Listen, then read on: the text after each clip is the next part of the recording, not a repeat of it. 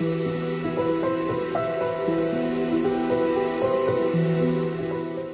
semua adalah gunung berapi di dunia.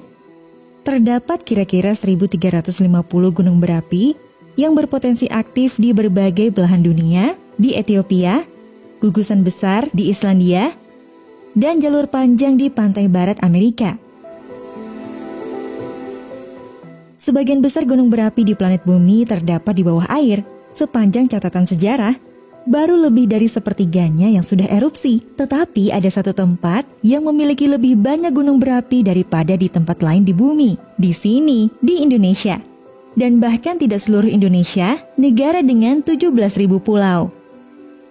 Pulau Jawa menjadi pusat keberadaan gunung api aktif terbanyak di Indonesia. Indonesia memiliki total 127 gunung berapi yang masih aktif, dan ini disebut busur Sunda.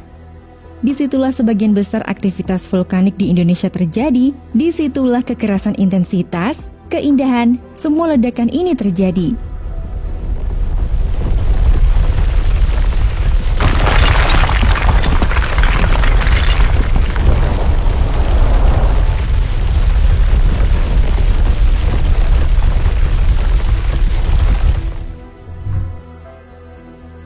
Lalu kenapa erupsi selalu terjadi di Indonesia?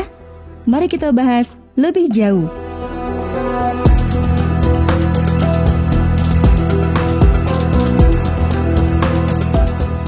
Kita ingin menunjukkan beberapa gunung berapi yang paling mencolok di bumi, dan kita sama-sama ingin mencoba untuk lebih memahami mengapa mereka begitu mematikan dan mengapa jutaan orang hidup tepat di bawah bayang-bayang ini.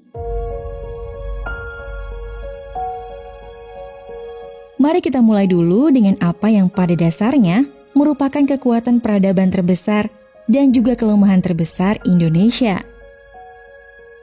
Oke, sebelum itu, pertama-tama mengapa gunung berapi ada? Mungkin kita pernah mendengar ini sebelumnya, tetapi aku akan mencoba menjelaskannya dengan cara yang masuk akal dan mudah dimengerti. Penting untuk diingat bahwa tanah di bawah kaki kita sebenarnya adalah raksasa lempeng setebal 100 km. Salah satu dari banyak lempeng yang mengambang di atas lava cair, mereka semua bergerak ke arah tertentu dan dengan kecepatan yang berbeda. Ada 7 lempeng utama di bumi dan sekelompok yang lebih kecil. Mereka selalu bergerak. Ketika lempeng-lempeng ini bergerak ke masing-masing yang lain, mereka membuat gunung. Ketika mereka menyebar, mereka membuat gunung berapi bawah laut yang mendingin dan berubah menjadi batu. Dan kita menyebutnya pulau. Ketika mereka meluncur satu sama lain, mereka membuat gempa bumi yang mengerikan. Dan ketika mereka saling bertabrakan, mereka membuat gunung berapi. Serangkaian gunung berapi mulai bermunculan di sepanjang tepi benua yang sejajar dengan palung, sehingga alasan sebenarnya mengapa sebidang tanah di Indonesia ini memiliki begitu banyak gunung berapi adalah karena berada tepat di sini, Ring of Fire. Secara geografis, Indonesia berada di wilayah lingkaran api Pasifik atau cincin api Pasifik, di mana merupakan pertemuan 3 lempeng tektonik dunia seperti lempeng Indo-Australia, lempeng Eurasia, dan lempeng Pasifik. Lempeng ini menghantam bergerak 7 cm per tahun, yang merupakan salah satu pergerakan lempeng tercepat di dunia. Jika kita memperbesar salah satu gunung berapi ini, kita akan melihat banyak warna hijau gelap di sekitar gunung berapi, di mana tidak ada yang tinggal. Tetapi semua ini, masing-masing dari titik-titik kecil ini, adalah desa-desa di mana banyak orang tinggal, dan mereka berada tepat di zona serang gunung berapi ini.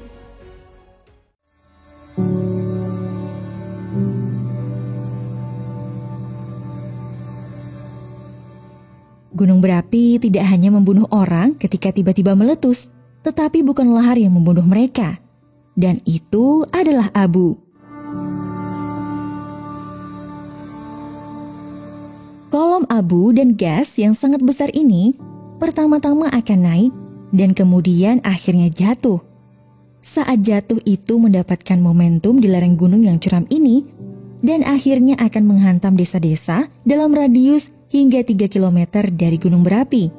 Jika seseorang berdiri di jalan salah satu longsoran abu besar-besaran ini, dia akan mati.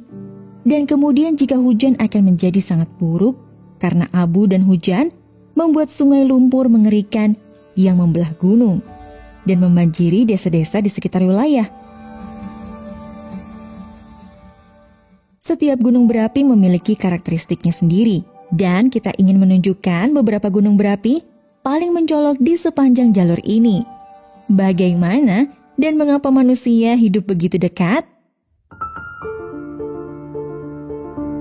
Pertama, mari kita bicara tentang Kawah Ijen. Dahulu kala gunung api ini sangat besar. Bentuk fisiknya kemudian tercabik-cabik oleh letusan besar atau violent eruption dalam 3 periode yang diperkirakan mulai berlangsung pada 3.500 tahun yang lampau. Letusan tersebut menghasilkan lubang yang sangat besar dengan ukuran selebar 1 km yang sekarang penuh dengan air biru cerah yang sangat asam. Danau paling asam di bumi karena di bawah permukaan ada deposit besar gas belerang yang keluar dari celah ini. Sudah tentu tidak semata hal yang negatif yang dijumpai di sana. Selain itu ada sisi positif yang dapat dimanfaatkan untuk kemaslahatan hidup umat manusia. Belerang misalnya, bahan galian ini jumlahnya sangat melimpah dan baru bisa ditambang sekitar 20% atau sekitar 14 ton per hari dari total jumlah yang disediakan oleh alam. Selain itu, batu gamping yang menjadi penyanggah dari formasi selang-seling endapan vulkanik jatuhan dan lava yang menyusun bebatuan di Ijen menyediakan unsur kalsium yang memungkinkan terbentuknya gipsum alam akibat bereaksi dengan air kawah yang mengandung unsur sulfur yang tidak terkira banyaknya. Salah satu produk gunung api yang dapat dimanfaatkan adalah belerang atau sulfur. Bahan galian ini berguna untuk campuran kosmetik, obat-obatan, pemutih, dan sebagainya. Kawah Ijen adalah gunung api yang menghasilkan belerang yang tiada taranya di Indonesia. Menambang belerang bukanlah pekerjaan yang mudah. Selain menghadapi medan yang sulit, juga tidak ada jaminan keselamatan. Bagi orang awam, berdiri beberapa menit di lokasi sublimasi belerang akan merasakan pusing dan mual. Bayangkan, para penambang yang harus bekerja beberapa jam lamanya setiap hari tanpa masker pelindung atau semacamnya adalah suatu pilihan yang dilematis. Bergelut di lantai Kawah Ijen, mengharap beberapa ribu rupiah, sesungguhnya merupakan pilihan yang terakhir dari semua pekerja tambang. Andai kata bojoku duwe anu liya ngono gak usah kerja di Kawah Ijen. Betapa tidak, setelah menggelepar, bernafas di dalam lumpur belerang yang amat pekat, bongkah-bongkah belerang tersebut harus diangkut ke puncak atau rim krater. Jarak antara dasar dengan bibir kawah 300 meter dengan kemiringan antara 45 sampai 60 derajat. Kemudian berlanjut ke tempat penampungan di lembah Paltuding yang jaraknya 3 km. Setiap penambang pada umumnya mengangkut 75 sampai 90 kg belerang. You'll take up the hill. 75 kilogram. 75 kilogram. Penambang di Kawah Ijen rata-rata mampu menghasilkan 150 hingga 200 kg belerang per hari. Setiap kilogramnya mereka dibayar beberapa ratus rupiah. For 1 kilo only 1,250. Apabila dikalkulasi, maka setiap penambang memperoleh bayaran antara 200 sampai 250 ribu rupiah setiap hari setelah bernapas dalam lumpur belerang tanpa alat pengaman.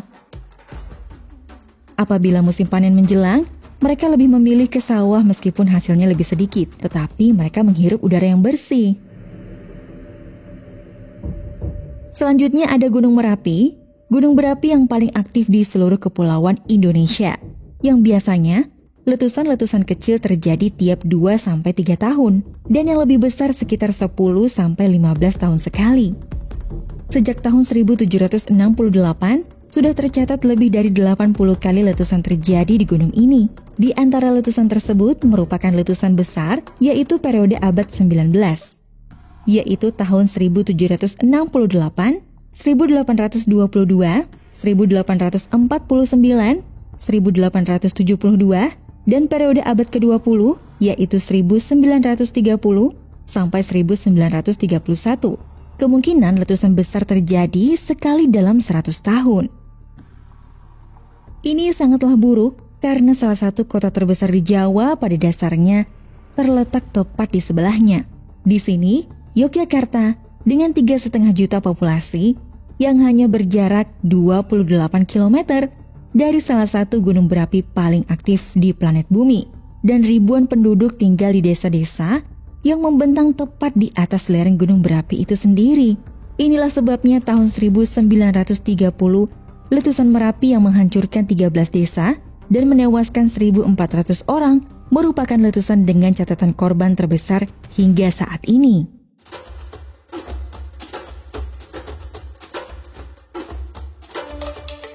Gunung Tambora terletak di Pulau Sumbawa. Letusan Tambora begitu ganas, suara letusan tercatat terdengar hingga Pulau Sumatera lebih dari 2.000 km ke barat. Hujan abu vulkanis terjadi di Kalimantan, Sulawesi, Jawa, dan Maluku. Letusan tersebut menelan korban jiwa sedikitnya 71.000 orang dengan 11.000 sampai 12.000 diantaranya merupakan korban langsung dari letusan. Letusannya mengeluarkan begitu banyak material ke atmosfer sehingga menghasilkan tahun terdingin kedua yang pernah tercatat sejak tahun 1400-an. Kemudian pada tahun 1883, gunung berapi yang disebut Krakatau ini meletus dengan dahsyatnya. Suara letusan tercatat terdengar sampai 5.000 km jauhnya hingga ke Pulau Rodrigues dekat Madagaskar.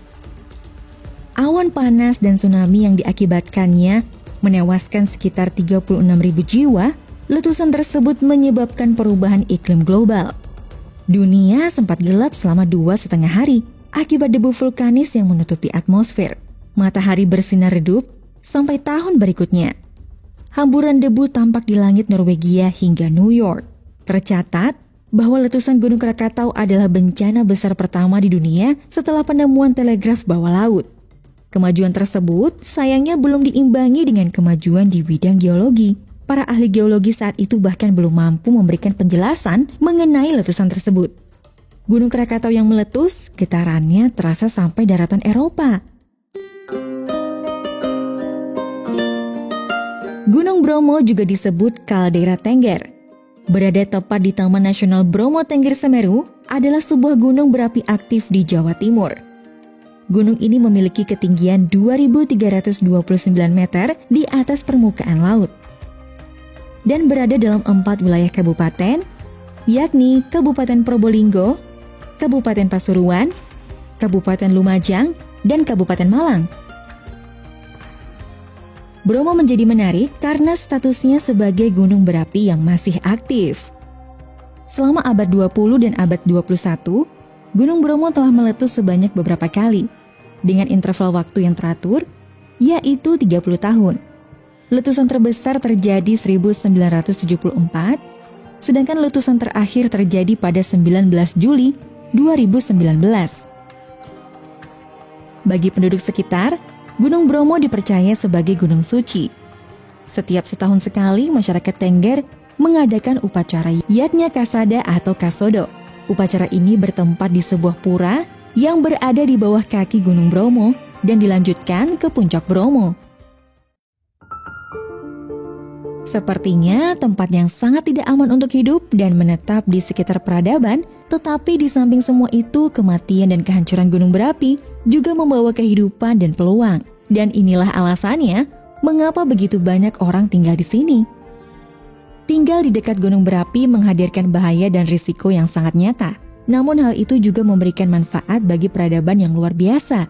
Gunung api memiliki banyak manfaat untuk kehidupan manusia, terutama para penduduk yang tinggal di daerah sekitarnya. Hewan dan tumbuhan juga mendapatkan kebermanfaatan dari adanya sebuah gunung api. Setiap kali meletus, gunung berapi memuntahkan mineral dalam jumlah besar dari dalam bumi dalam bentuk abu. Abu vulkanik ini mengandung banyak unsur hara yang berguna menyuburkan tanaman. Ketika abu vulkanik keluar saat erupsi, material ini bersifat merusak tanah dan tanaman. Namun, abu vulkanik dalam jangka beberapa tahun akan bersifat menyuburkan tanah di sekitar erupsi. Proses ini secara alami membuat tanah yang sangat subur dan produktif untuk pertanian.